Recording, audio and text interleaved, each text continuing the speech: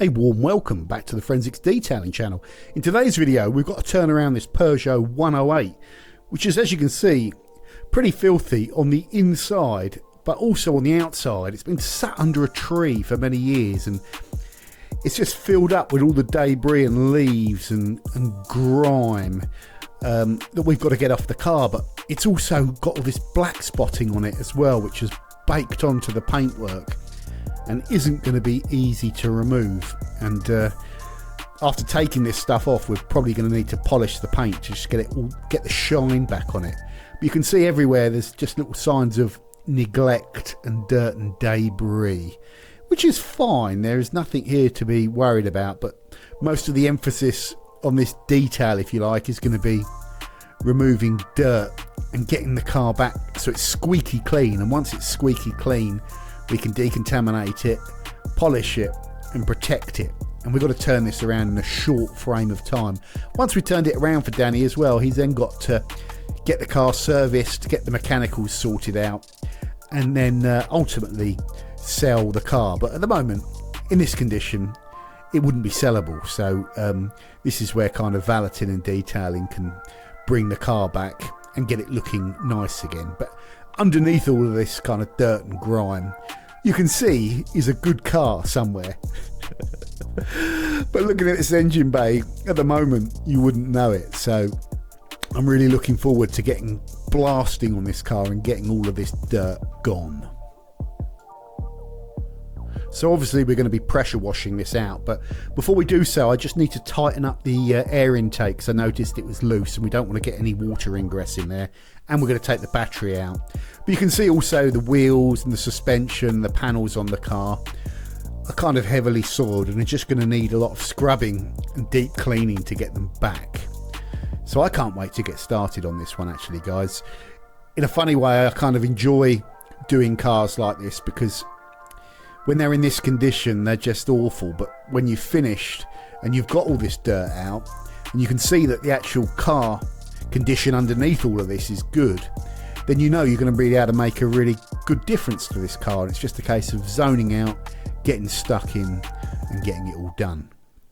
But when we do the interior of this car, we need to make sure that we do an extraction and treat all the fabrics in here with some anti-kind of microbial, anti-fungus kind of stuff, so that this mould doesn't come back. And we obviously need to get it dry as well.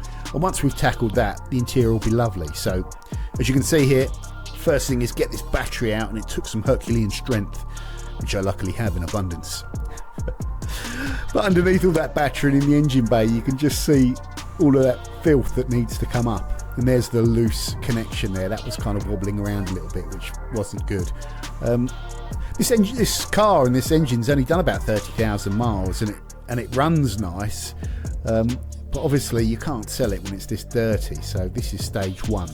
Now we're putting on a citrus pre-wash on this. I think we're using Wax Planet. Is it called Roadkill, the citrus? At quite a strong concentration. Hopefully that citrus solvent in there is just going to help soften and break down all of that kind of debris that's on the paint, but it's not going to clear it all off, unfortunately. Nothing would, really. This is a candidate for using something with a bit of acidity as well. So you could pre-wash off with something like a citrus and then pre-wash again with some sort of acid, or even use a mild wheel cleaner just very rapidly to sit on the paint for 30 seconds and then power wash it off just to soften all of that hard embedded contamination. But you'd have to be careful doing that. Citrus is probably a safer way to go. So as you can see, we're just letting the chemical dwell on the car and do its work and soften down that dirt, so that when we jet wash we take more off. That's the key. We want to make our jet washing more effective. You can see here I'm just getting a little bit closer to the paint than I normally would, so that I can blast a bit more off. But it's not the most powerful pressure washer, but if you need that grunt, you just get a little bit closer and then you get a bit more peel from the pressure washer. So we're just blasting out all of the dirt and grime, getting in the wheel arches. If you've got the extension bar on the pressure washer, it just allows you to cover a bit more ground without sort of bending over quite so much, stuff like that. So sometimes you'll see me use the extension arm. The more of this dirt that we can get off now with the pressure washer, the easier this kind of valet is going to be. The more we're reliant on contact, the more bits that we'll miss, and you know, the results just won't be as good. So the pressure washing stage is always really useful, and it does a lot of the hard work for you. You can see I'm not sort of having to bust loads of energy to get 95% of this dirt off the car, which is really the name of the game. So on a car like this, a pressure washer is absolutely essential. I'm using an Ava P55 Go with the SG35 gun with a quick release attachment, and then a 40-degree standard white nozzle on the extension arm. And we're also using the pressure washer to blast out all of the leaves and debris in the scuttle and the engine bay. We're going to avoid heavily pressure washing the actual engine block, but we'll get that little top cover piece and we'll go around the engine. It's going to get wet in here, but it's just the nature of the beast. If we're not using the pressure washer, getting all this clean is going to be an absolute nightmare. So you can see how effective it is just doing this. And again, getting all that grime out from under the bonnet is just made easy by using the pressure washer.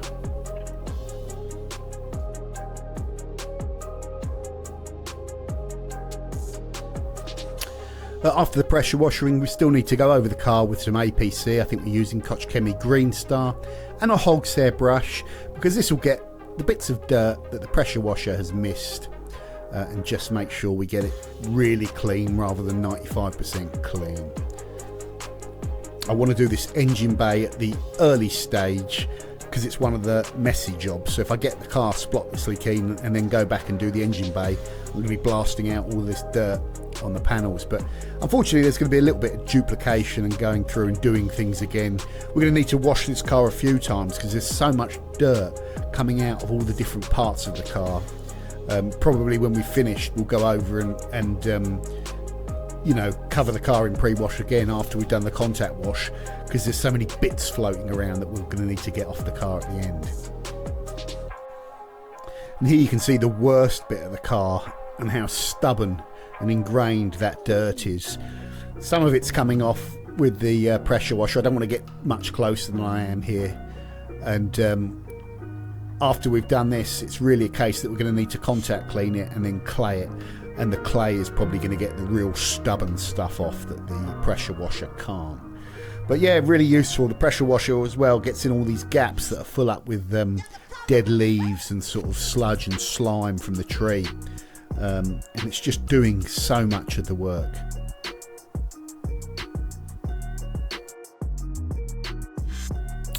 Like I was saying earlier on, I really enjoy this process. It's a nice day. Perfect conditions for detailing. It's not really hot or it's not really cold, and the chemicals are going to work. I don't have to worry about them drying out, and you just take your time to get the car really clean. It's just a simple thing to do and zone out on, and I just find it really satisfying and enjoyable when you get that car back and it starts coming back clean. But here we're putting some fallout remover on the paintwork because there will be embedded ferrous components in there that you can see lighting up purple. So if we can soften that and loosen that before we go in and clay, and it's just going to make the claying a little bit more effective. We're covering the wheels in a 1 to 10 concentration of Kochchemi Green Star with the pump sprayer, which works really well and puts out a good amount of chemicals. And then again, we've pressure washed in here, but we're just scrubbing out to really get most of the dirt and grime out of there, because you have to go over and do things more than once on a car that's this dirty, unfortunately. And when you're doing the wheels, you know, you just got to spend a little bit more time scrubbing in and out than you normally would do to make sure that you're really shifting the dirt out of those barrels. And these EZ brushes are fantastic for that, and they're always reliable, and you can always get them in the alloy, which is the problem. You know, we wouldn't use a softer microfiber barrel brush on this car because it just wouldn't clear the dirt off. So we're using sort of brushes here that can really get everything done with that one hit while we're kind of on the wheels. And this is the Vikan flat face wheel brush, which is fantastic because it's really like, it's a softish brush, but it's quite a dense, thick kind of wall of all of these bristles, so it tends to get into all those little crevices on the alloy, and just, it does a good job. If you use other brushes, you might sort of see little bits still on there, but I've been using that Vikan brush for years and I really like it, and it's still going as well. It's one of those tools that will just last a lifetime and isn't very expensive. And now, once we've done all the hard scrubbing, we just go back in with the gun and blast everything that we've sort of scrubbed down to get all the chemical and any remaining kind of dirt out of there. Unfortunately, these diamond cut wheels got some curbing on them that, you know, you can't easily fix. There's some white worming under the clear coat as well.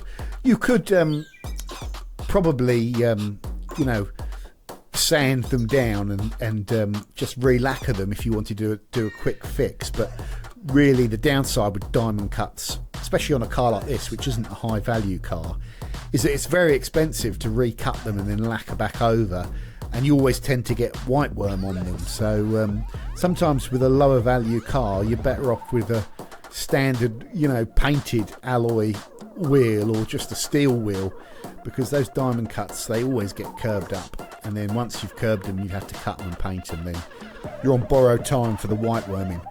So here you can just see us using a clay mitt, and you notice there Dan's Timeless Classics has turned up to help about 5 hours late. And the amount of work that we're getting through here goes exponentially down the more Danny talks. But I'm only joking, actually. I was glad to have some company doing this, and Dan's going round at the same time and kind of doing all the lower bits and just getting the cleaning part done a lot quicker when there's two of you, so it's really helpful. And yeah, we can chat about life and YouTube and cars and blown Porsche engines and all that sort of stuff. So you can see now there's bits of dirt still on there, so we're going to need to pre-wash again and rinse all that off, but we're getting to the stage where it's kind of getting clean enough to polish, which is the aim. There's some little stone chips on there that Dan's going to source some touch-up paint and touch up, and the car's got lots of dents on it. And Dan obviously needs to source a new wing mirror for the driver's side there. You can see it's been knocked off. And you can see that dent behind the door panel. The paint's actually pretty good though, so it's just going to need a PDR guy to come in and just sort of work on those dents and pop them out however they do it, and tap around them until you've got a solid car. It is really that wing mirror and the dents that are letting it down. So as you can see now, we're doing that final sort of shampoo, if you like, and then rinse down, and then we're drying the car off with the drying towel. We want to get most of the water off this car because we're going to be polishing it, and we're going to be polishing it very rapidly so that we can move on, get the interior all done, and then get this car back to Danny where he's going to sort out the mechanicals. The car's going to go in for a service, and it's got a wet belt on it, which is, you know, wet timing chain, which are problematic. So Dan's going to have the wet timing chain you know, serviced and replaced with a more upgraded one that's less prone to sort of snapping. I think it's a thing with these cars, so if you want to buy them, people are always looking for that wet timing chain to have been done and upgraded, so that's also going to be done. And I think there's a wheel bearing that's loose on one of them, so Dan's going to replace the wheel bearing and get it serviced and get it checked over as well, and MOT'd and all that sort of thing, so that it's got a clean bill of health, as it were. So we're moving on to the polishing now, guys, and we're going to be doing this very rapidly. This is not really paint correction, this is applying Rupes Advanced, which is a finishing polish that's going to gloss up the paint, but it's also a sealant in one. It's going to make the paint go back to feeling silky smooth and look shiny. So yeah, you could argue that really we should now stop, get this car inside, get the heavy light on it, cut it with a cutting compound, then go back over it with a finishing polish, then ceramic coat it, or put a proper sealant down. But really we're just turning this car around in a relatively short space of time, so we're going to whiz over the paintwork, leave this Rupes Advanced on for about 15 minutes. By the time I've worked my way around the entire car, the start of it, where what I'm doing here, will be ready to buff.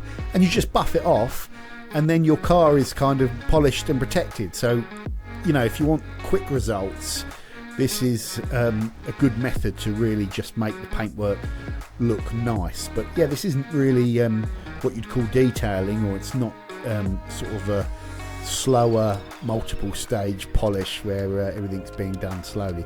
It is what it is, but you can still make sure you try and hit, you know, virtually all of that panel, get that product on there, get the polisher whizzing over it, and get it all nice and shiny. And that will be good enough for this type of car. I think whoever buys this isn't going to be you know, getting the microscope out and looking at the swirling level or something. They'll just want the paintwork to be clean, shiny, and the car to be good. So, you know, this is what it is basically. But still, we always enjoy doing this, and I love when you've got to work rapidly like this. The cordless is just so quick and easy and portable. You just bust it out. You haven't got that cable dragging around, no extension leads. That battery that I'm using there will do the whole car as long as I'm done within about 30 to 40 minutes. But if it does run out, I just flip it with another one and carry on polishing. And you can see Dan chatting away there, setting the weld straight. I can't remember what it was talking about, but it was nothing to do with detailing or polishing cars. I think it's probably to do with racing Porsches. But he's doing all of the cleaning. There's still probably bits of grime down there in that lower kind of area on the bumper. So I'm just zoned out at this point and going around trying to make sure I hit every bit of the panel with the sealant and the polisher, so that it looks nice and shiny when I've finished.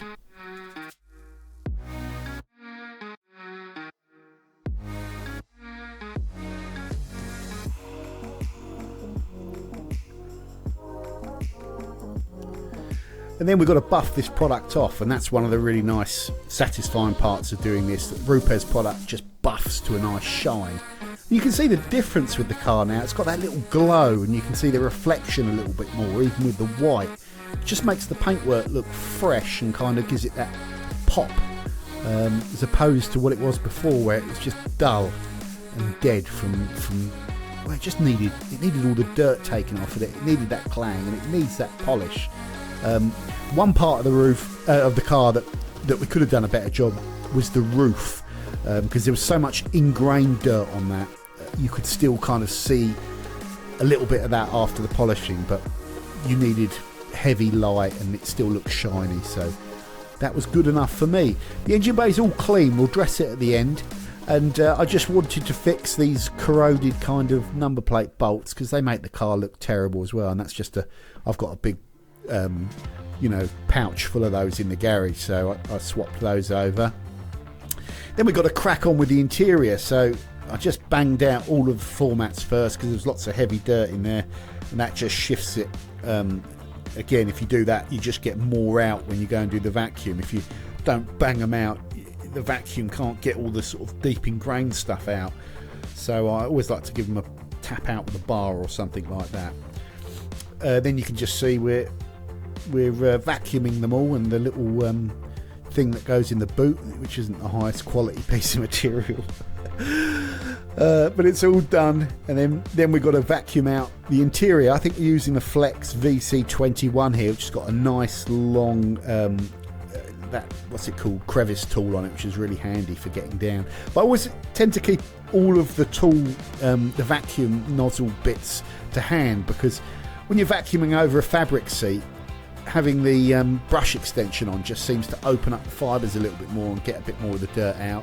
Then when you're doing like the floors, having a tiny flat kind of piece to go on the nozzle is best. And then when you're trying to do around the edges, the crevice tool is the best. So really there isn't one tool that's ideal, so I always keep all three of them to hand.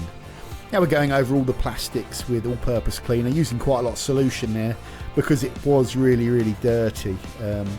Just scrubbing out all of the bits where there's dead skin and grime so that the cabin is fresh.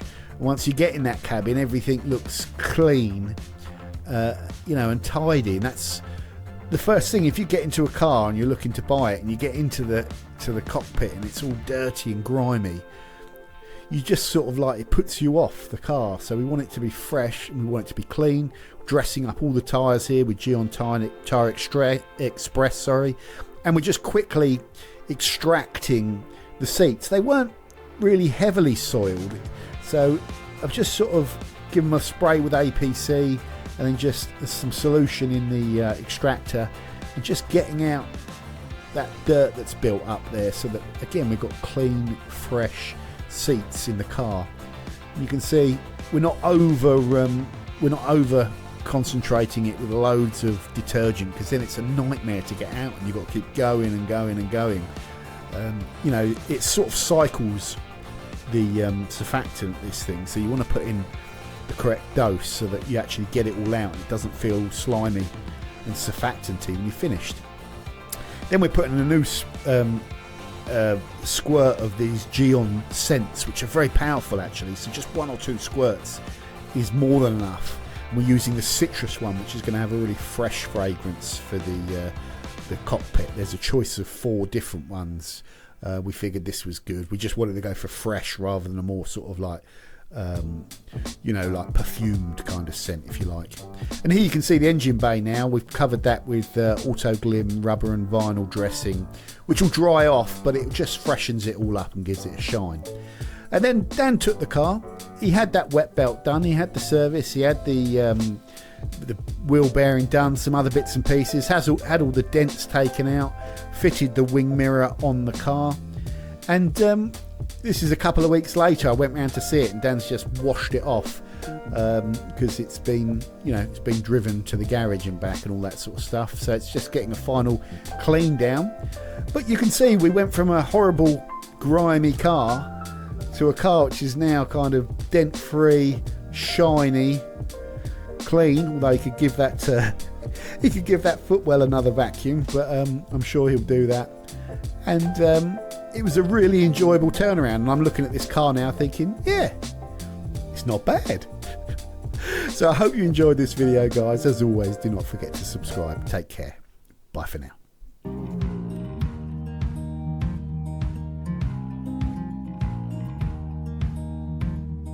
Holding on to